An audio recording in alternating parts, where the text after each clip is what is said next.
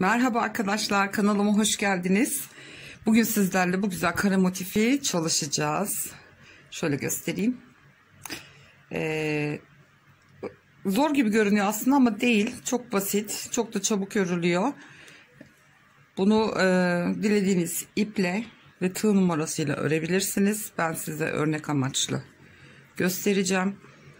Ben 1 milim tığ kullanıyorum. 12 numara tulip tığ. Hiçbir zorluğu yok. Çok çabuk da örüp bitireceğiz. Şimdi vakit kaybetmeden çalışmamıza başlayalım. 18 tane zincir çekerek başlıyoruz. Bir tane sıkılama zinciri yapıyorum.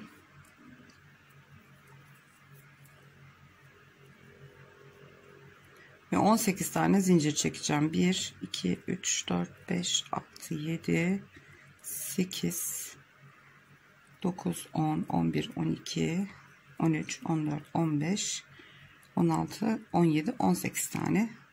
Ve ilk zincirin içine geri batıyorum. Ve halkamı oluşturuyorum. Şu şekilde. Bir tane zincir çekiyorum.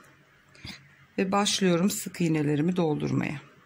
Halkamızın içerisine sık iğne yapacağız.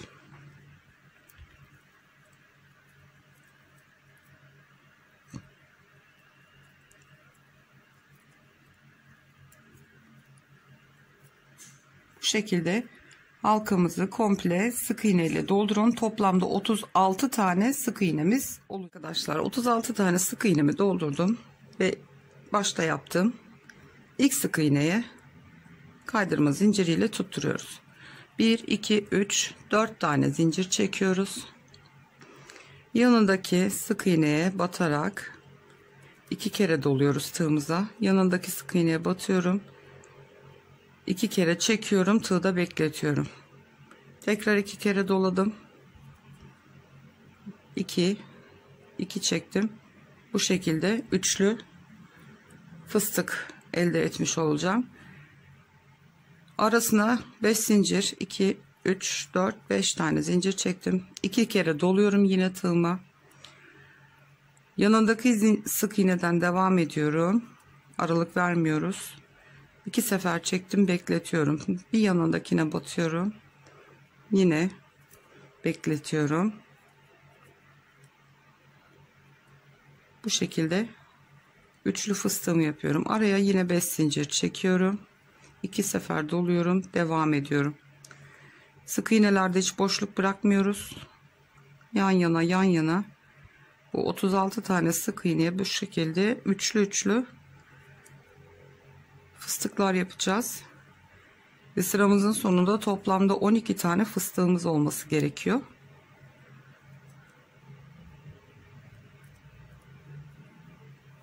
Kapattım. 5 zincir çekip devam edeceğim. Sıramızı arkadaşlar bu şekilde örelim ve gelelim. Geldim. Şimdi burada 1, 2, 3 tane zincir çek. Bir kere dolayalım. 1, 2, 3 seferde çekip üçlü trabzanımızı yapalım. 1, 2, 3, 4 tane zincir çekiyorum. 2 kere doluyorum. İlk köşemizi yapıyoruz şimdi. Bekletiyorum tığımda. Tekrar kapatıyorum. 1, 2, 3, 4, 5 tane zincir çekiyorum. 2 sefer doluyorum. Yine aynı boşluğa batıp üçlü fıstık yapacağım yine.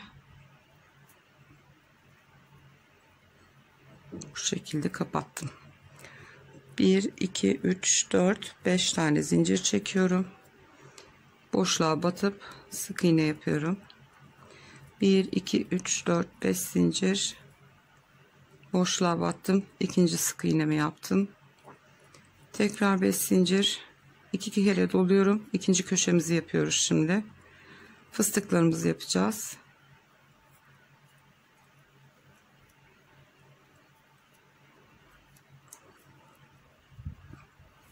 İlk fıstığımı yaptım. 1, 2, 3, 4, 5. 2 kere doluyorum. Aynı boşluğa tekrar fıstık yapıyorum.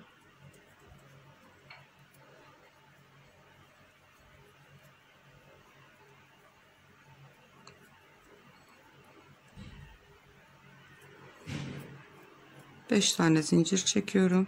Boşluğuma batıyorum. Sık iğne yapıyorum. 5 tane zincir çekiyorum. Bir sonrakine de batıyorum. Şu aralarda 5 zincir 5 zincir. Köşelerde de fıstıklarımız var. Sırayı bu şekilde tamamlayalım arkadaşlar. Son 5 zincirimi çektim. İlk başta yaptığımız fıstığın tepesine batıyoruz. Kaydırma zinciriyle tutturuyoruz. Evet, kare formunu verdik motifimize. Boşluğun içine kayıyoruz kaydırma zinciriyle. 3 tane zincir çekiyoruz. Zinciri saymıyoruz ve boşluğun içine ikili trabzan yapıyoruz.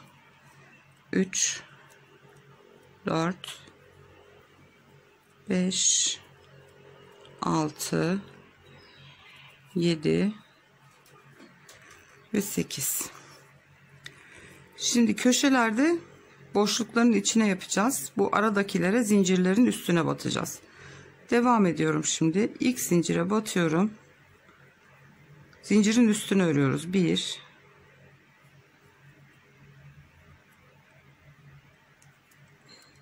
2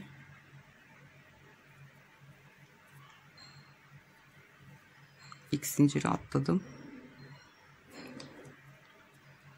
1 2 3 4 5. Devam ediyoruz. Bir sonraki 5 zincirimizin üzerine örüyoruz. Yine 1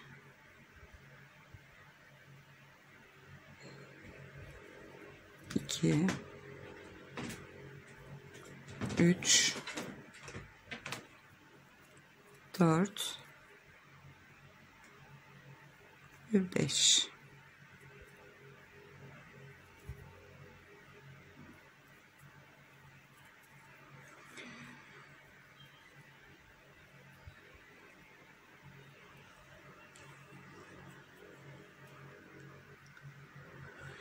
Evet, köşemize 8 tane ikili trabzanımızı ördük. Şimdi burada zincirlerin üstüne örüyoruz. İlk zincirden itibaren batıyoruz. 1 5 zincirimiz vardı. 5 tane ikili trabzan öreceğiz. 2 3 4 ve 5. Şu arada yaptığımız sık iğnenin tepesine batıyoruz. Bir tane de oraya örüyoruz. Şimdi yine zincirden devam ediyorum.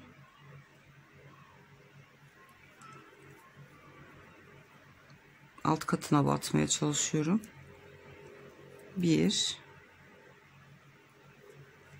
2 3 4 ve 5. Buradaki sık iğnemizin de ortasına batıyorum. Bir tane ikili trabzan da oraya örüyorum. Şimdi buraya kadar örüyoruz. Şimdi 12 tane zincir çekeceğiz. 2 3 4 5 6 7 8 9 10 11 12. Tığdan çıkartıyorum. Bir önceki sık iğnenin üstüne yapmış olduğumuz trabzanın tepesine batıyorum.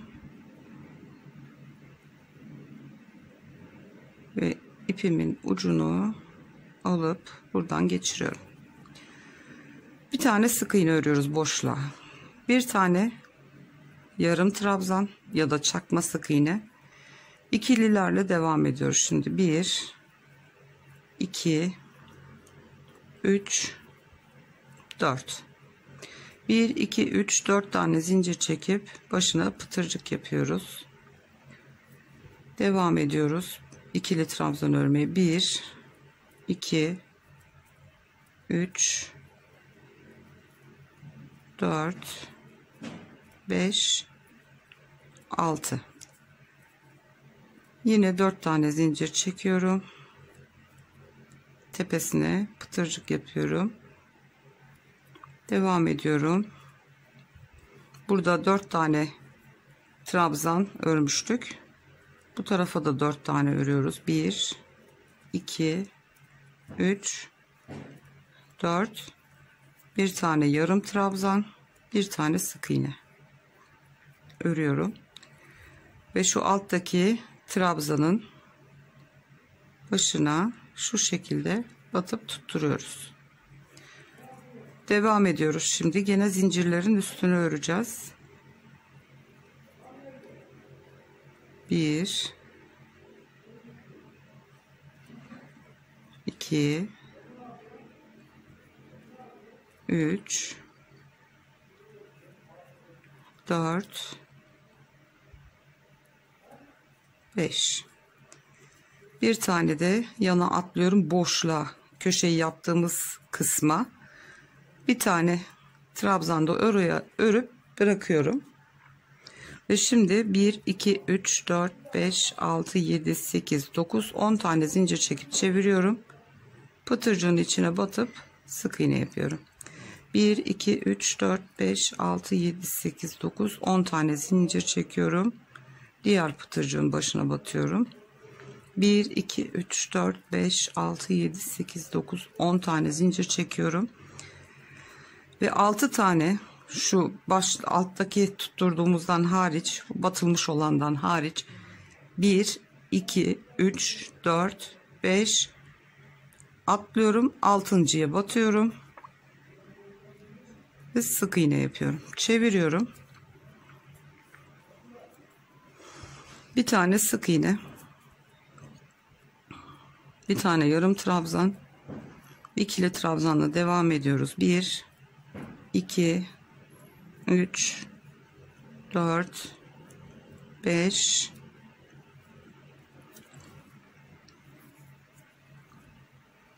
ve 6. 1 2 3 4 zincir çekiyorum. Pıtırcığımı yapıyorum. Devam ediyorum. 1 2 3 4 5 ve 6 trabzan yaptım. Bir tane yarım trabzan yapıyorum. Bir tane sık iğne yapıyorum. Bir sonraki boşluğa geçiyoruz. Bir sık iğne, bir yarım trabzan, ikili trabzanlara başlıyoruz. 1 2 3 4 tane, 1 2 3 4 zincir çekiyorum, pıtırcığımı yapıyorum. Devam ediyorum. 1 2 3 4 tane ikili trabzan ördüm. 1 2 3 4 zincir çekip yine pıtırcığımı yapıyorum. Devam ediyorum. 1 2 3 4 tane ikili trabzan, bir tane yarım trabzan, bir sık iğne. Uçlarını yuvarlamak için sık iğneli yarım trabzanla başlıyoruz. Bitirirken de yarım trabzan sık iğne ile bitiriyoruz. Şimdi diğerine geçiyoruz. Burada yaptığımız gibi tek pıtırcıklı yapacağız. Tepedekiler iki pıtırcıklı olmuş oluyor. Yine bir tane sık iğne ile başlıyorum. Yarım trabzan. 6 tane ikili trabzan örüyoruz burada. 1 2 3 4 5 ve 6 pıtırcığımızı yapıyoruz.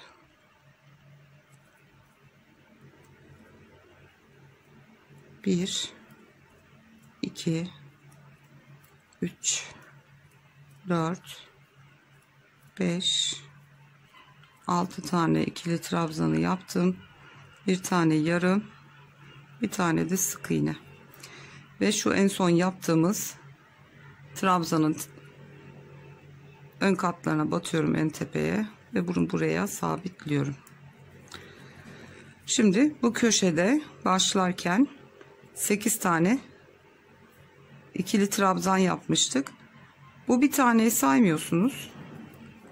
8 tane. Başlarken hatırlarsanız zinciri de saymamıştık. 8 tane ikili trabzan yapıyoruz köşemize. 3 4 5 6 7 ve 8. Bu köşede boşluğa batıyorduk biliyorsunuz. Şimdi yine zincirlerin üstüne batacağız. Burada yaptığımızın aynısı. İlk zincirden başlıyorum. 1 2 3 4 ve 5.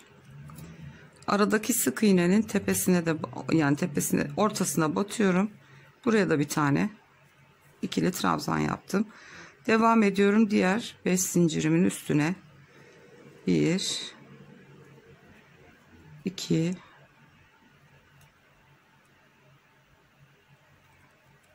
3 4 ve 5. Buradaki sık iğnemin ortasına da batıyorum. Bir tane daha yapıyorum. Şimdi şu ortadaki yaptığımız yuvarlağı yapacağız. 1 2 3 4 5 6 7 8 9 10 11 12 tane zincir çekiyorum. İpi tığımdan çıkartıyorum. Bir önceki sık iğnede sık iğne battığımız trabzanın tepesinden batıyorum. İpimi de alıp içinden geçiriyorum. Sık iğne ile başlıyorum yine. Bir tane yarım. 1 2 3 4 4 tane ikili trabzan yaptım. Pıtırcığımı yapıyorum.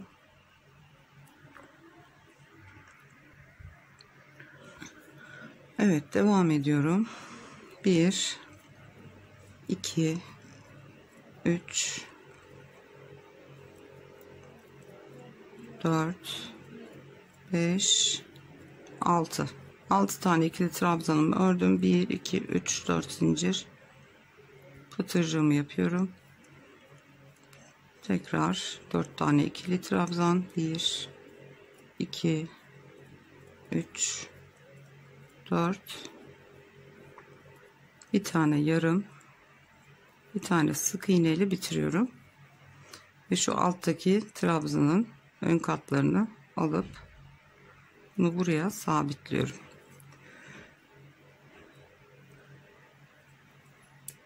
Evet, şimdi devam ediyorum zincirlerden. 1 2 3 4 ve 5. Bir tane de yan boşluğa batıyorum. 10 zincir. 1 2 3 4 5 6 7 8 9 10 çeviriyorum. Tepesine pıtırcığım sabitledim. 1 2 3 4 5 6 7 8 9 10. Diğer pıtırcığın tepesine 1 2 3 4 5 6 7 8 9 10. Şu battığımız, şurada battığımız sık iğneden sonrakiden sayıyoruz. 1 2 3 4 5 altıncıya batıyoruz. Sık iğne yapıyoruz. Çeviriyoruz. Bir sık iğne, bir yarım trabzan başlıyoruz ve bu da motifimizin ikinci dilimi olmuş oluyor. Aynı şekilde devam ediyoruz. Buralara 6'şar tane ortaya pıtırcık, 4 tane araya, 6 tane köşeye, 4 tane tepedekiler 2 pıtırcıklı. Bu şekilde motifimizi tamamlayıp gelelim arkadaşlar. Evet arkadaşlar, son köşemi de yaptım ben. Sık iğne ile bitirdim. Şu alttaki trabzana bu şekilde sabitliyorum. Ve bunu şu zincire değil, başladığımız ilk trabzana tutturuyoruz. Ve artık ipimizi kesebiliriz. Motifimiz bitti. İpimizi de kestik. Ve bu ipimizi arkada temizleyeceğiz. Gördüğünüz gibi birazcık uzaklaştıralım ekranı. Şu şekilde motiflerimiz hazır. Tabii ütü basılacak buna. Motifleri de şu 2 tane pıtırcıktan tutturuyoruz. Bir yandan örüp bir yandan da ekleyerek sadece birer tane pıtırcıktan. Burada da bu şekilde ortalarında şöyle bir boşluğu oluşuyor. Evet arkadaşlar, bugünlük de benden bu kadar. Umarım beğenmişsinizdir. Kanalıma abone olup beğenilerinizi esirgemezseniz çok sevinirim. Değerli yorumlarınızı bekliyorum efendim. Örmemi istediğiniz herhangi bir model varsa bana Instagram sayfasından ulaşabilirsiniz ya da yorum olarak videoların altına yazabilirsiniz. Kendinize çok çok iyi bakın. Bir sonraki videoda görüşünceye kadar hoşça kalın.